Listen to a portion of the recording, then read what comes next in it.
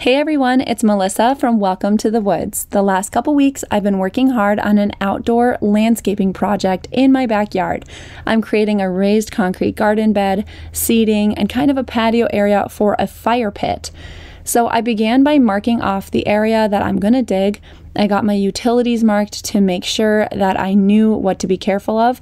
All I had going through this area was a gas line. It's important to dig by hand. My gas line is 18 to 24 inches down, and right now I'm just removing the sod layer and then a couple inches in one area where I'm building my planter. I'm going to lay down both pavers and rock in this area, and in this video I'm going to show you how to do that and kind of the layers you need so that the rock doesn't move around or sink in the dirt. My old fire pit area I already removed. You might have seen me build a square fire pit, and you can see where I planted grass seed to replace that. But I'm also going to pull up that paver walkway that I did to the old fire pit and reuse these large 16-inch by 16-inch pavers in my new design. So I started by removing these. They're more than 60 pounds each, very, very heavy because they're 4 inches thick of solid concrete. Then I'm going to cut out squares of sod from the area I'm digging to replace the pavers I took out. Now, a lot of this area is not very nice grass. It's both rocky in this area of our yard and very sunny, so it's hard to get grass to grow well. Most of it's weeds, but I took out what I could of decent growing grass. There's also a stump from a tree we took out in this area that we're gonna have to deal with as I move forward in this project. I found a child sled as a pretty easy way to move sod because it's low to the ground. You can just kind of flop your sod onto it and then you pull it to where you need to go. It's a little better than a wheelbarrow in my opinion, nice and flat so that I don't have to have that sod collapse on itself and I don't have to lift it so high. Removing the sod was one of the most tedious parts of this project, and it took so much work in the hot sun. I'm not really sure why I decided to do this project in the heat of summer, but here we are. Summer brings intense heat, but also intense storms. When the power goes out, are you prepared? Now's the best time to invest in a backup energy source to generate power in your home in case of emergency. I've always wanted a generator, but I didn't know how truly useful and powerful a portable generator could be until Geo-Grid. They are sponsoring this video to show off the Geo-Grid 2000 Plus generator that charges in as little as 2 hours with solar panels, offers additional battery backup options, and you can even customize it to power your home's electricity with the transfer switch.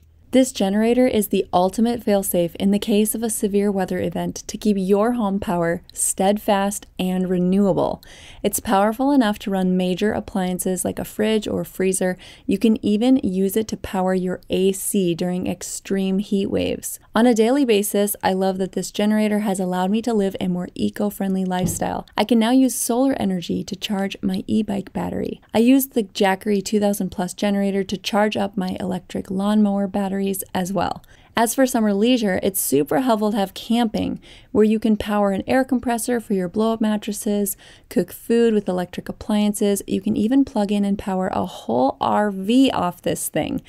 I tent camp, so I'm just happy to have an easier way to make my morning coffee. At the beach, the generator can power your phone, your music speaker, your pancake picnic. Hey, don't knock it till you try it. If there's not a breeze in the heat, you can literally plug in a fan and make your own. Buying a generator can really improve your life, but more than anything, it can give you peace of mind that the modern home requiring significant energy consumption can continue during a catastrophe thanks to solar power. Click the link below to access your new generator. So now that the sod is removed, I'm going to move on to trying to get the ground level, and I had tons of roots and rocks in the way. The roots were from that tree I mentioned, and the whole stump was really like preventing me from getting 4 inches below ground level. You can see that I strung some line. This is gonna just help me figure out like how deep to dig and where, because the ground wasn't level across.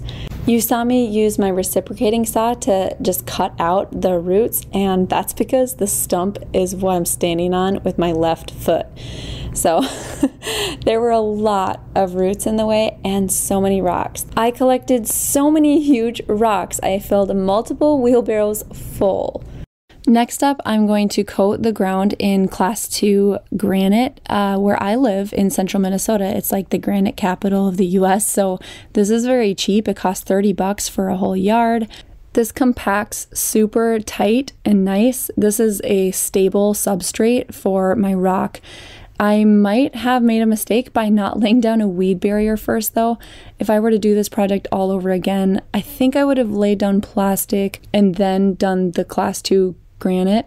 I spread this material with a concrete placer to be 2 inches thick across the whole area except where I was going to build my planter, because that got paver base, like compacted sand underneath instead. To repurpose those pavers from my old fire pit walkway, I'm gonna pressure wash them. They were super dirty from being in the ground the last 4 years, but I'm actually surprised how well they did without sinking. They were just in dirt, and in Minnesota, the ground heaves from thawing and freezing a lot. So I was really happy with how stable these ended up being. I'm not actually worried about having a substrate in the new design, so I dug a square out from my Class 2 granite to place these so that they're going to end up at the right height to match up with my rock.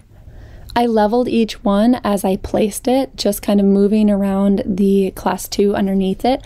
And these, I chose the smooth side to be on top. Some people choose like the textured side, but I want a really modern design.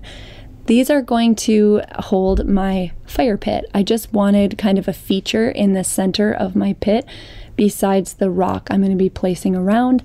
And I also wanted something stable, level, and totally flat for the fire pit to rest on. Now it's time to lay the rock. Doesn't this look so good so far? Nice and flat and level.